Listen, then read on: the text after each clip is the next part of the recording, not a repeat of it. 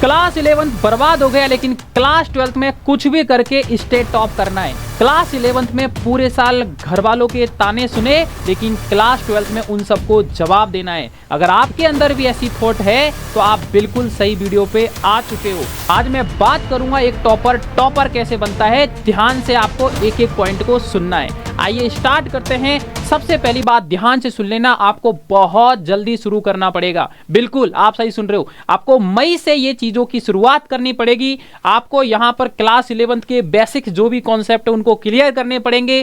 Class 12 का syllabus आपको बहुत जल्दी शुरू करना पड़ेगा और बैकलॉग के लिए आपको कम से कम 2 घंटे देने पड़ेंगे। तैयारी के चरण मई से अगस्त में यहां पर आपको कॉन्सेप्ट बिल्डिंग पर फोकस करना पड़ेगा। सितंबर से नवंबर में आप जितने भी आपके यहां पर सिलेबस उसको कंप्लीट करेंगे और साथ साथ में जितने भी आपके एप्लीकेशन है सब्जेक्ट के उनके ऊपर काम करेंगे। उसके बाद में दिसंबर में आप रिवीजन करके आपके एग्जाम को देंगे।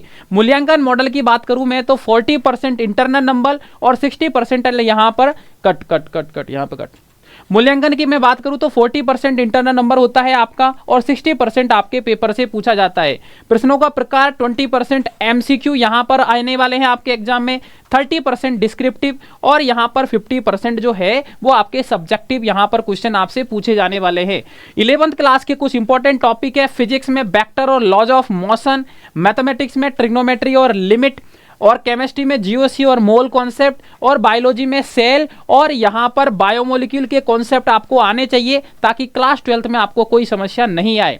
आप 2026 में क्या कर रहे थे, चीजों को रट रहे थे और उसके बाद में आप यहां पर सीधे सवाल आ रहे थे और आप यहां पर करके आ रहे थे। लेकिन अब मेरे दोस्त क्या होने वाला है, आपको कंपटीशन बेस्ड पेपर देखने को मिलेगा। यहां तक कि आईआईटी के सवाल भी आपको बोर्ड एग्जाम में देखने को मिलेंगे।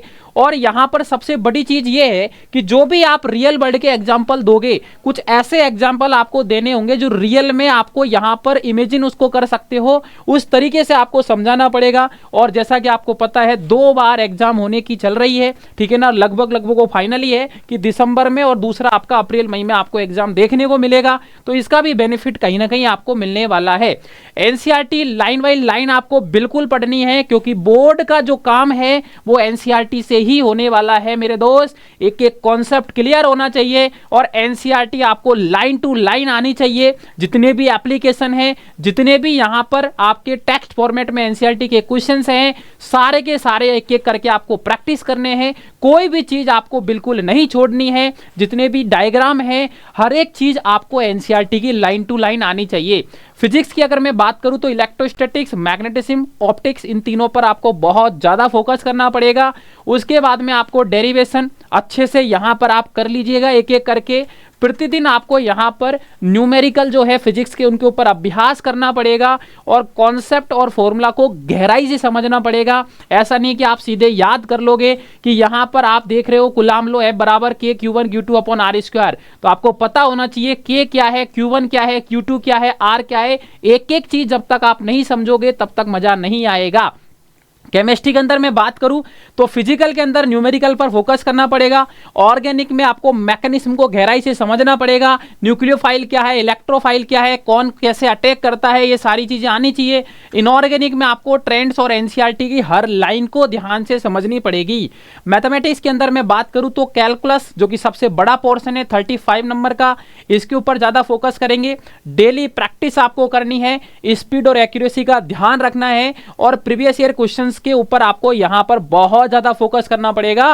तभी जाके आपको पता चलेगा कि आपकी तैयारी किस लेवल पर है। उसके बाद में मैं बात करूं यहां पर तो सुबह आपको यहां पर जल्दी उठना है, 2 घंटे आपको बैकलॉग को देने हैं। उसके बाद में कॉन्सेप्ट और डेरिवेशन दोनों पर आपको डेली के डेली फोकस करना होगा और इवनिंग में आप यहां पर पीवाईक्यू प्रैक्टिस करके अपने आप को एनालिसिस कर सकते हो कि आपने कितना चीजों को सीखा है और कितना आपको आता है। फाइनल सक्सेस फॉर्मूला क्या है मेरे दोस्त, जल्दी आपको स्टार्ट करना है। सिलेबस आपको हर हालत में नवंबर तक कंप्लीट करना है। एनसीईआरटी पे बहुत मजबूत पकड़ बनानी है। कम से कम 3 बार रिवीजन और 15 से ज्यादा आपको टेस्ट देने हैं, तब जाके आपका 90% स्कोर 100% आ जाएगा। सबसे इंपॉर्टेंट कंसिस्टेंसी है मेरे दोस्त। कंसिस्टेंसी का मतलब है डेली पढ़ना है, चाहे आप 5 घंटे पढ़ रहे हो लेकिन डेली पढ़ना है। ऐसा नहीं कि आज 10 घंटे पढ़ लिए, अगले 2 दिन आप गायब हो गए। गोल्डन नियम क्या है, रटने के बजाय गहराई से आप चीजों चीजों को समझे कि चीजें क्यों है, कैसे हुई है, तब जाके एग्जाम में आपको लंबे समय तक याद रहेगा। मोटिवेशन खत्म हो जाता है लेकिन अनुशासन अपने लक्ष्य तक ले जाता है। ये चीजें देख के आप मोटिवेट हो जाओगे, लेकिन आपको यहां पर ध्यान से सोचना पड़ेगा इन चीजों को किस तरीके से आपको पूरे साल चलानी है, तब जाके आपका काम बनने वाला है। फेज 1 सिलेबस आपको यहां पर कंप्लीट मई से अक्टूबर में आपको करना ही करना है। मई में आप देखोगे तो इलेक्ट्रोस्टैटिक्स एंड रिप्रोडक्शन कर सकते हो, जून जुलाई में कैलकुलस पर करंट इलेक्ट्रिसिटी कर सकते हो। कुल मिला के देखो ये चीजें मैंने मेरे अकॉर्डिंग दी है, आप आपके अकॉर्डिंग यहां पर जो आपको सूटेबल लगता है, जिस सीक्वेंस से आपको स्कूल में पढ़ाया जाता है उस अकॉर्डिंग यहां पर आप यहां पर क्या कर सकते हो, अपना टारगेट बना सकते हो। फेज 2 में आपको रिवीजन करना है, ठीक है ना। नवंबर में आप किस चीज पे फोकस करोगे, दिसंबर में किस पे करोगे, जनवरी में किस पे करोगे और फरवरी में किस पे करोगे, ये आप आपके स्कूल के अकॉर्डिंग भी देख सकते हो। उसके बाद में यहां पर मैं बात करूं तो स्टडी रिसोर्स, अगर मैं बात करूं सारे सब्जेक्ट में सबसे इंपॉर्टेंट है एनसीईआरटी एग्जाम्पलर, ठीक है ना। आप अच्छे से इसको प्रैक्टिस करोगे टायर 1 के लिए, फिजिक्स बेसिक्स के लिए, केमिस्ट्री बेसिक्स के लिए, मैथ बेसिक्स के लिए, बायोलॉजी बेसिक्स के लिए आप यहां पर सीधा और सिंपल मैं बात करूं बेसिक्स अगर आपको अच्छे करने तो एनसीईआरटी बहुत अच्छे से कर सकते हो। उसके बाद में अगर आपको एडवांस लेवल की प्रैक्टिस करनी है तो फिजिक्स में एससी वर्मा के लिए जा सकते हो।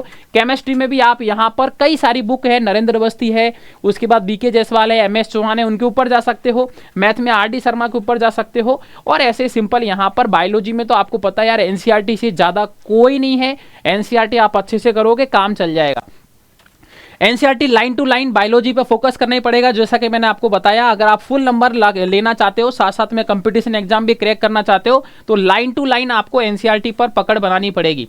एक्टिव रिकॉल सिर्फ आपको यहां पर ध्यान रखना है, कोई चीज को बार बार आपको यहां पर नहीं पढ़ना है। एक्टिव रिकॉल मतलब चीजें देखी, आपको चीजें समझ में आ गई, ठीक है ना। कोई चीज आपने 4 लाइन पढ़ी, उसको मन मन में सोच के याद कर लिया, उसको लिख के याद कर लिया, ये सारी चीजें जब तक आप नहीं करोगे मेरे दोस्त, तब तक आप यहां पर चीजों को नहीं कर पाओगे। कोई चीज पढ़ी, आंख बंद कर ली, उसको दोहराया मन मन में, तो अपने आप चीजें आपकी याद हो जाएगी मेरे दोस्त। तो सभी बच्चे यहां पर इस चीज को ध्यान रखेंगे। आपकी सबसे बड़ी ताकत यहां पर ध्यान रखना सभी बच्चे, आपका नोट्स होता है। कोई भी चीज आप पढ़ रहे हो उसको ढंग से आपके नोटबुक में लिखना है, एक एक चीज को, क्योंकि यही ऐसी चीज है जो एग्जाम के लास्ट समय में आपका साथ देने वाली है। तो नोट्स बहुत सुंदर होने चाहिए, पॉइंट टू पॉइंट चीजें उसमें लिखनी है, उसको कचरा नहीं करना है, काटाफांसी बिल्कुल नहीं करनी है, ताकि रिवीजन में आपको बहुत ज्यादा मजा आने वाला है। उसके बाद में प्यारे बच्चों यहां पर सभी बच्चे ध्यान रखना, मेरा यह मानना है कि सुबह आपको जल्दी उठना है, खासकर बायोलॉजी और केमिस्ट्री पे आपको सुबह जल्दी टाइम देना है। उसके बाद आप स्कूल जा सकते हो, स्कूल से आके आप होमवर्क कर सकते हो और नाइट में ज्यादा से ज्यादा आप 10-11 बजे तक पढ़ के सो जाओगे। अगर ऐसा कोई बच्चा करता है तो डेफिनेटली उसको बहुत अच्छा स्कोर होने वाला है। बहुत सारे बच्चे क्या करते हैं, रात में 3-3, 4-4 बजे तक पढ़ते हैं। तो मेरा यह मानना है कि जो माइंड की एफिशिएंसी वो रात में उतना काम नहीं करती है, तो आप कोशिश करें कि आप मॉर्निंग में जल्दी उठ के चीजों को बहुत ज्यादा पढ़े। उसके बाद में प्यारे बच्चों एग्जाम हॉल में किस तरीके से आप चीजों को रिप्रेजेंट करेंगे, ये सबसे बड़ा रोल होता है। और इस चीज की प्रैक्टिस आपको स्कूलिंग के दौरान करना है। जो स्कूल में आपके टेस्ट पेपर होते हैं उसमें प्रॉपर एक एक चीज सीक्वेंस से लिखनी है, ताकि आप अपनी गलतियों को सुधार पाओगे स्कूल के टेस्ट के दौरान। तो एक एक चीज पर यहां फोकस करेंगे, लाइन टू लाइन चीजें लिखेंगे, उनको बताएंगे कि ये इस तरीके से हम रिप्रेजेंट कर रहे हैं, ताकि ये सारी चीजें आप मेन एग्जाम में कर पाओगे। ये बात का सभी बच्चे फोकस करेंगे। तो अगर आप इतना मेरे दोस्त कर लेते हो तो मैं गारंटी के साथ कह सकता हूं क्लास 12th में आप उन सब बच्चों को जरूर जवाब दोगे जो कह रहे थे कि आपसे कुछ नहीं हो पाएगा, और सारी कहानी आप अपने स्टेट के अंदर रचने वाले हो। तो वीडियो पसंद आया है तो लाइक शेयर सब्सक्राइब जरूर करें, ऐसी वीडियो मैं आपके लिए लाता रहूंगा। और सभी बच्चे एक बार कमेंट सेक्शन में जरूर बताएं कि क्या आप यहां पर तैयार है क्लास 12th के लिए।